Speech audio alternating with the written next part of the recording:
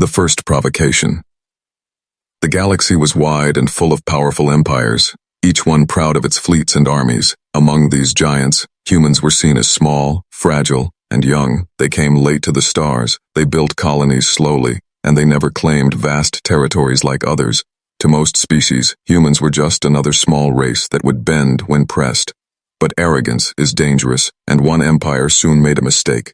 The empire of Drellith believed in conquest. They looked at humans and saw easy prey. Their leaders mocked the Terrans in council chambers. They laughed at human technology. They said, "Humans build with steel. We build with living fire. They cannot stand against us." At first, the Drellith moved carefully, sending traders who demanded unfair taxes from Terran colonies. When humans resisted, the Drellith sent warships to intimidate them. The human outposts stayed calm. They filed protests with the Galactic Council, but the Council ignored them, for humans were too new, too weak to matter. The Drellith grew bolder. They attacked a small Terran mining station near the rim. The workers were taken away. The station burned. The smoke of loss spread across the void. Yet even then, humanity did not answer with fire. They sent envoys with words. They said, "We seek peace. We ask for respect. We only wish to be left in peace." The council chambers echoed with laughter. The Drellith ambassador sneered, calling humans children playing in the stars. Other species remained silent. None wished to anger the Drellith, and so the provocation grew deeper, like poison spreading through a wound. One night in the Terran calendar, everything changed. The Drellith fleet struck a human colony, not a station, not a ship, but a living world. The colony of Haven was small, filled with farmers, builders, and children.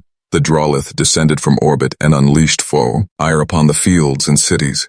Buildings burned. Skies turned red. Families ran, but found no escape. The Terran defense ships were too few. They fell quickly. The ground shook with the cries of the innocent, and in the middle of that horror, a single transmission went out into the stars. It was not a cry for mercy, not a scream for help. It was a steady voice of a human commander, calm even as fire rained. He said, "This act will be remembered. This blood will not be forgotten. You have awakened what should have been left in peace." The message reached every human world, and soon every corner of the galaxy. The Drellith expected humans to collapse. They expected begging and surrender. Instead, humanity went silent. No answers came to the council. No envoys arrived with protests. Terran space grew cold and quiet, as if the stars themselves were holding their breath. Alien observers thought silence meant weakness. They thought humans were broken. But deep inside Terran borders, something was stirring. Factories that had been idle began to work day and night. Old warships, once left in orbit museums, were pulled back into the docks. On Mars, on Titan, on the Belt, workers forged weapons of war. New engines lit up. Old strategies were revised. Spies who tried to report back found only silence, and still the galaxy believed humans would do nothing. But whispers began to spread among traders. They said Terran ships were moving in secret, that entire fleets had vanished from their usual patrols.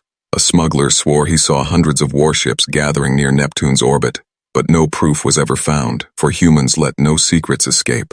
In council halls, the Drellith still laughed. They boasted of their power. They mocked the silence of the Terrans, but some of the older species grew uneasy.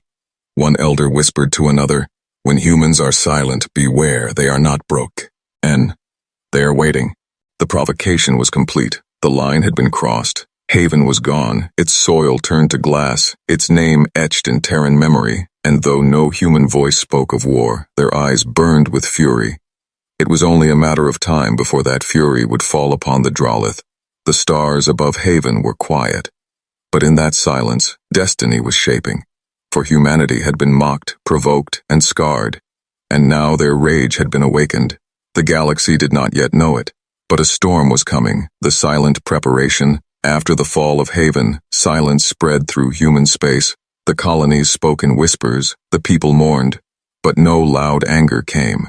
It was as if humanity had swallowed its grief, locking it deep inside. The galaxy thought this silence meant fear, but the truth was far different. In secret, the Terran High Command gathered. Admirals, generals, scientists, and leaders sat in shadowed rooms. They looked at the destruction of Haven, and they did not weep. They looked at the broken lives, and they did not beg. Instead, they planned, the first step was secrecy. Every fleet movement was hidden behind coded signals. Civilian broadcasts continued as normal, giving the image of peace. But behind those calm words, war machines began to stir. In the shipyards of Mars, great engines thundered again. Workers pulled old hulls from storage, polishing steel, reforging armor. On the icy moons of Jupiter, hidden vaults opened, releasing weapons long kept in reserve. Missiles, railguns, and plasma cannons were brought out like forgotten ghosts. Earth itself became a quiet heart of command.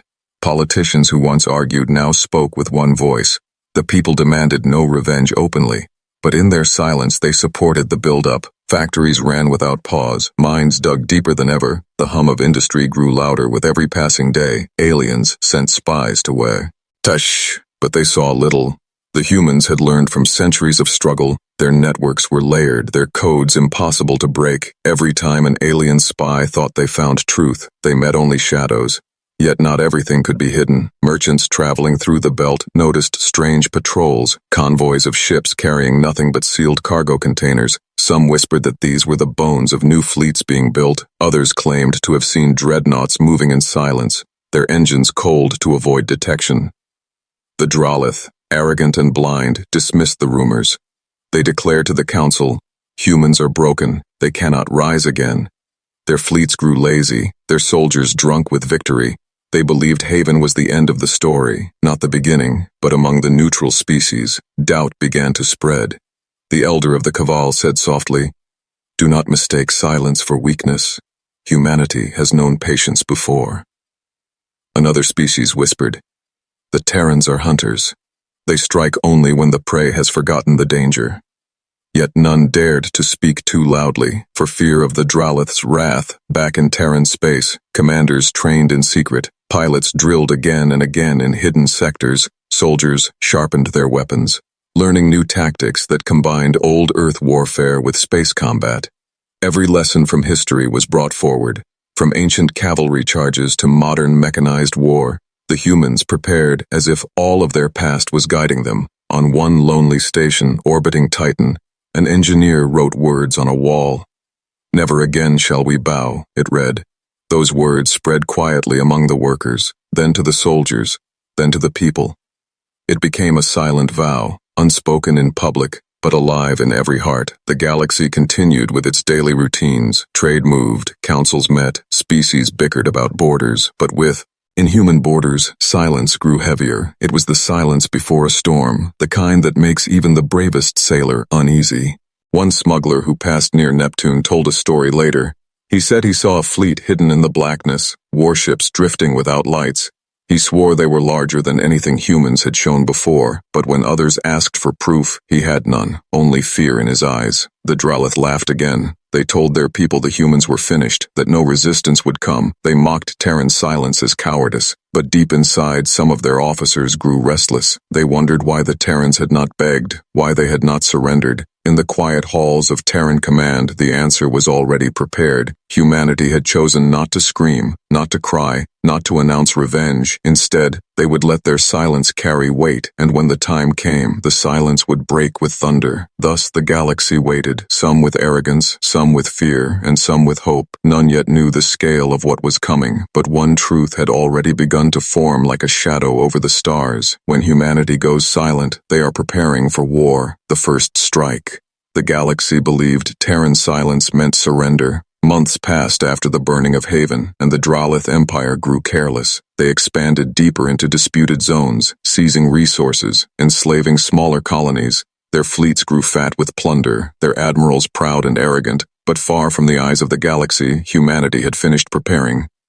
In the black of deep space, fleets gathered without signal, engines were cold, lights were off, warships drifted like shadows among the stars. The Terrans had learned patience, and patience had become their greatest weapon. The first strike was planned with precision, no announcement, no warning, no declaration of war, only silence, followed by sudden fire. The Dralith convoy that carried food and weapons for their armies was the first to vanish. A flume of Terran frigates appeared like ghosts. They emerged from the dark edge of a nebula, their weapons already armed. In minutes, the convoy was torn apart, ships cracked open, fire spilling into space, cargo drifting into nothing. The Drylith commander tried to call for help, but the signals were jammed, every frequency was blocked, every cry for aid silenced. When the battle was over, nothing remained but wreckage. Not a single Terran ship was lost. Not a single human voice was heard. News spread quickly, though humans themselves said nothing. Whispers filled the council chambers. The Terrans have struck. The Drylith laughed at first, claiming it was a pirate attack, but then a second blow came, and this time, it was impossible to deny. On the edge of the Drylith border, a military outpost stood strong. It guarded a mining world, rich with fuel for their fleets. One night, the stars above it lit with fire. Dozens of Terran cruisers arrived, cutting through defenses like knives through cloth. The outpost commander sent message after message. But before the council could even read them, the outpost was gone. Ashes where once stood pride, silence where once echoed power. The galaxy grew quiet. Unease spreading among the watching species. The Terran High Command spoke at last, but only with one message. It was sent to the Drylith directly, simple and clear. You asked for our rage. Now face it. The words shook the chamber halls more than any fleet could. The Drylith grew furious. Their leaders roared with anger. They called humans weak insects, promising to crush them. Admirals swore to burn every Terran colony to dust. But behind their bravado, fear began to creep into their eyes. For every time they struck back, the Terrans slipped away. Every time they set a trap, the humans avoided it. And every time they thought they won, another Terran fleet appeared in a different place. The humans were no longer prey, they had become the hunters. Merchants who traveled near Drylith space began reporting strange sights, vast Terran battleships, painted black, moving in silence across the stars, fleets that vanished and reappeared like shadows. A smuggler whispered, "They fight like ghosts, and when they appear, someone dies." The council tried to meet and call for calm, but the Terran envoy did not attend. The chair sat empty, cold and silent. That silence spoke louder than any voice could. Then came the strike that changed everything. The Drylith fleet stationed at Carvos Prime was one of their strongest. Dozens of ships, guarded by planetary cannons and orbiting stations. It was believed to be unbreakable, a fortress in the stars. But one night, the fortress burned. Terran dreadnoughts arrived in perfect formation. Railguns fired, missiles rained, shields collapsed under the relentless assault. The Drylith fleet shattered, their proud station split in half, its wreckage falling into the planet below. The galaxy gasped. Whispers turned into fearful silence. The Terrans had not only struck, they had destroyed one of the greatest symbols of Drylith pride. And still, humanity said nothing. The message was clear without words. The rage of humans had awakened, and it would not stop. The first strike had become the first chapter of a greater war. The galaxy now understood the truth. Silence was only the beginning. The burning skies, the first strikes were only the beginning. The galaxy had seen the shadows of human fleets, but not their full strength. The Drylith Empire still believed they could fight back. They called their admirals to gather, summoning fleets from every corner of their territory. Massive warships moved through the void, engines roaring. Thousands of soldiers filled stations, weapons primed, confidence rising. The Drylith believed they would crush humanity with one overwhelming push. They too. Hot brute force would erase the shame of their losses, but they underestimated the rage of humanity. For while the Drylith gathered fleets, humanity was already in motion. Terran warships spread across space like storm clouds. Every shadow hit a cruiser. Every dark nebula held a strike group. The first great clash came above a burning star. The Drylith had sent a fleet of 50 ships to reclaim lost territory. They expected resistance, but not what they found.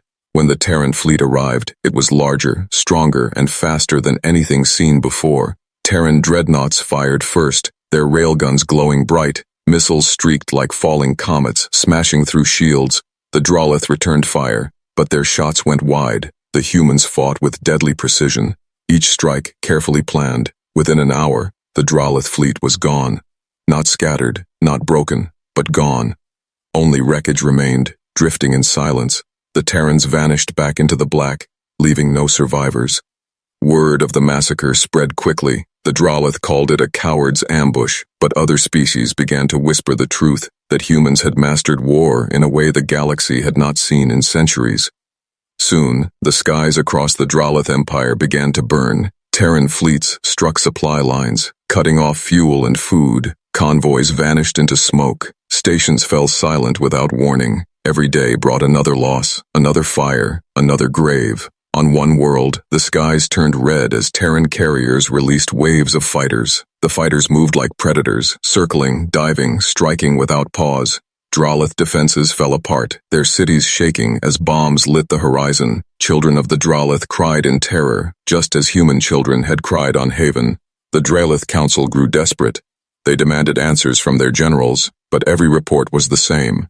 "We are low, sing." The proud empire, once feared, now trembled under the shadow of human vengeance. In the neutral zones, merchants began changing routes. They avoided Dralith space, whispering that death waited there. Some even refused to speak the empire's name. Fear spread faster than fire, and the Dralith's allies grew silent. One elder of another race said to his people, "The skies burn because the humans have decided they will burn. None can stop them now." And no one argued, for the proof was written in the ashes of worlds. The Terran fleets did not fight recklessly. Every strike was calculated, every target chosen with purpose. Factories, fuel depots, shipyards, one by one they fell. The Dralith bled slowly, unable to recover. Still, the humans spoke no words, no speeches, no threats, no promises, only silence, and the sound of war. And that silence terrified the galaxy more than any roar could. Above one world, a Dralith soldier looked to the sky and whispered, "They are not fighting for conquest, they are fighting for memory. They will not stop." His commander silenced him, but the words were true. The humans did not seek new land or wealth, they sought justice for Haven, and justice meant fire. Justice meant skies that turned red with war. Justice meant the empire that had mocked them would crumble to dust. No one in the galaxy could deny it anymore. The burning skies were only the middle of the story.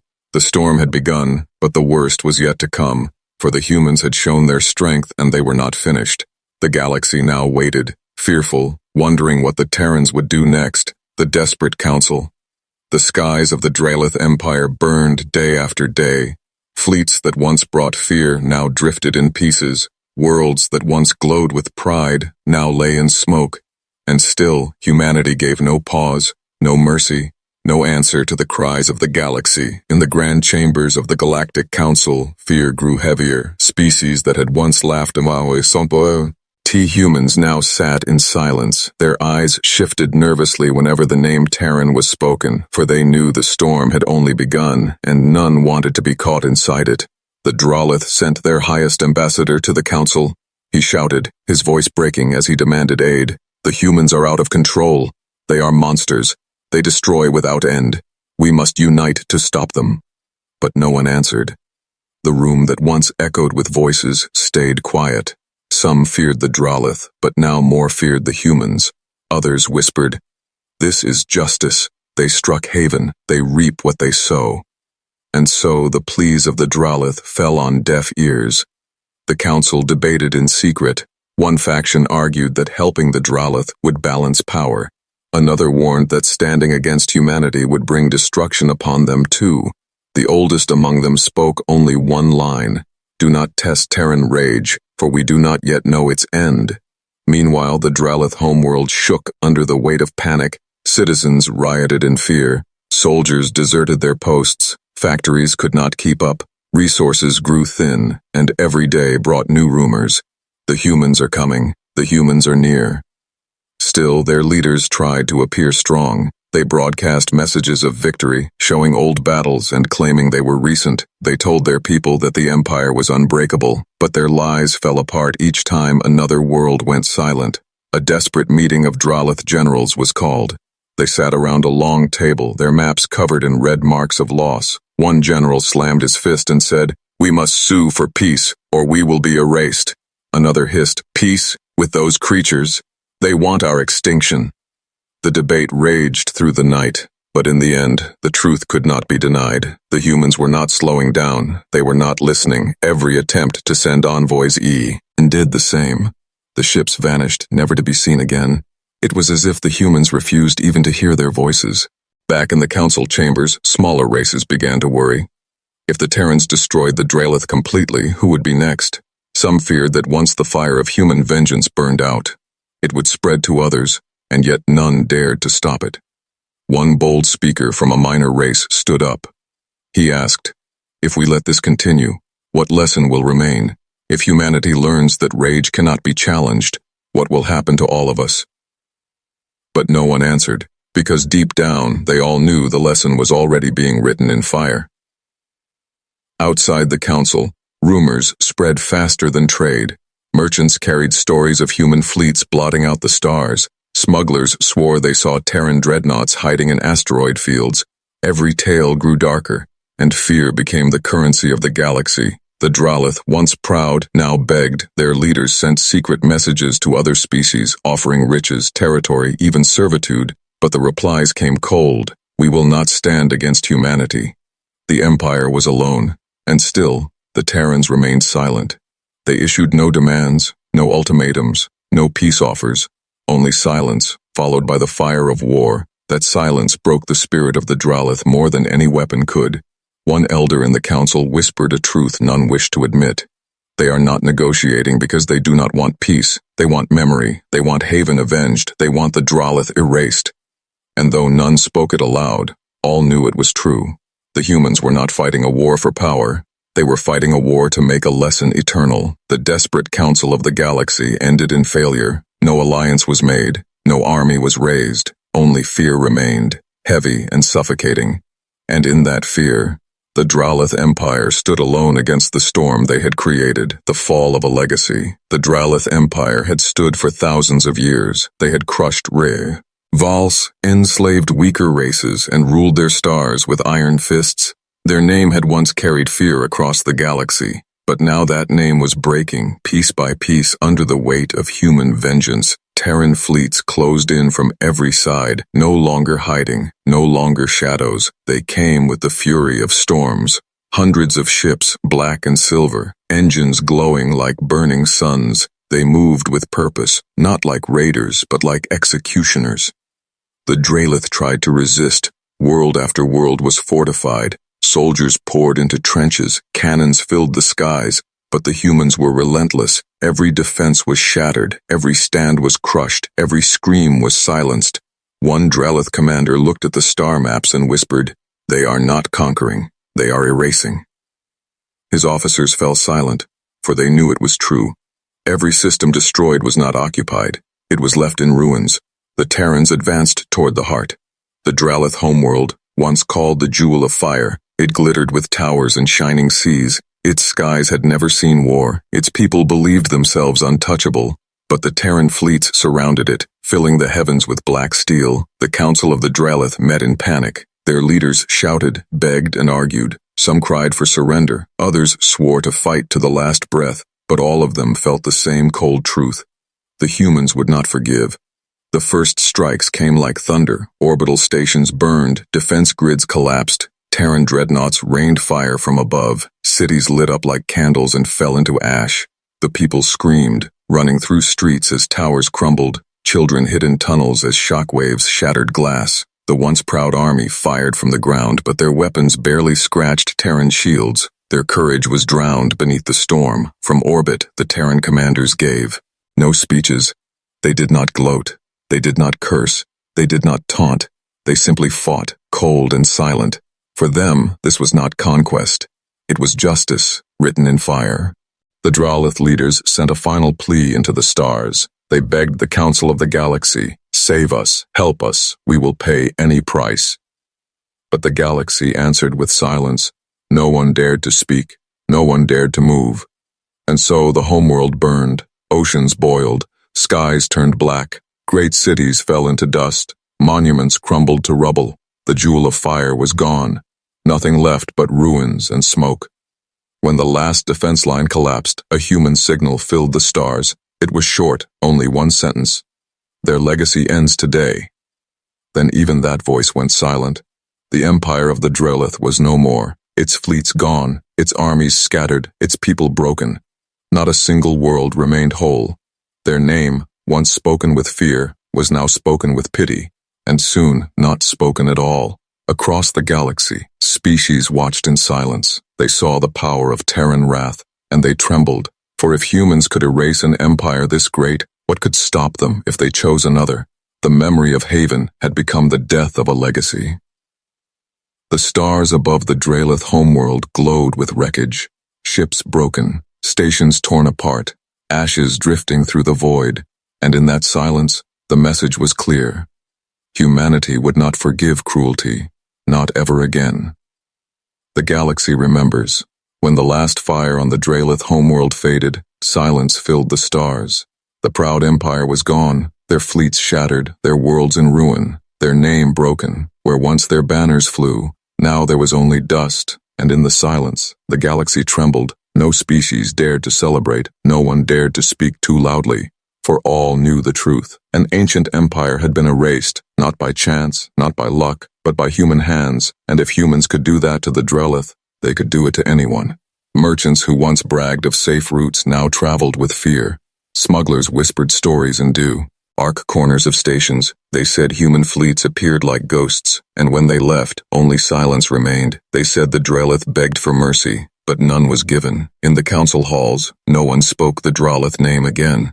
It became a shadow, a forbidden memory. Species feared even to whisper it, as if the humans would hear and return with fire. The council moved on, pretending the empire had never existed. On human worlds, however, the silence was different. There was no cheering in the streets, no parades, no songs. Instead, there was quiet mourning, for humanity had not fought for glory, they had fought for Haven. The names of the dead were carved into monuments, children placed flowers on the stones, families lit candles, and the vow was repeated in soft voices across Earth and Mars and Titan. Never again shall we bow. The Terran fleets returned home, their ships scarred but not broken, their crews silent as they walked through the docks. They were welcomed not as heroes but as guardians, for the people knew the cost of vengeance, and they carried it with heavy hearts. Yet the galaxy only saw the fire. They saw the storm that had erased an empire, and they trembled at the thought that humans could one day turn that fire on them. Fear spread faster than trade, faster than news, faster than time. Some tried to study the war. They asked how humans could strike with such precision, how they could build fleets in secret. But every answer led to the same truth. Humans fought not for conquest, but for memory. And nothing in the galaxy was stronger than that. One elder of the council whispered a lesson to his students. Do not stir the rage of humanity, for their silence is not weakness, it is the warning of storms. The students nodded, their eyes wide with fear. That lesson would spread through generations, carved into the bones of history. In quiet corners of space, smaller species found hope. They said, if humans fight for justice, then maybe they will protect us too. Some saw humanity not as monsters, but as guardians of balance. But even then, none forgot the fire that had erased the Drelith. The Terrans themselves gave no answer. They returned to their lives, their farms, their cities, their homes. They rebuilt what had been broken. They remembered the lost, and they stayed silent, watching the stars. That silence became the greatest weapon of all. For every empire wondered, what if we are next? Every council debated in fear, asking, what if humanity remembers us with rage? And so the galaxy walked carefully, never daring to push too far. The Drelith legacy was gone, their name erased, their history wiped away. No monument stood for them, no star carried their memory. They had stirred humanity's rage, and their legacy was forever destroyed. And in the silence that followed, the galaxy remembered, not the Drelith, not their power, not their cruelty, but the storm that came when humans were provoked, the storm that taught them all a single truth. To awaken human rage was to invite extinction. To mock human patience was to summon fire. And to cross humanity was to vanish from history, for the galaxy would never again remember the name of those who made humans angry.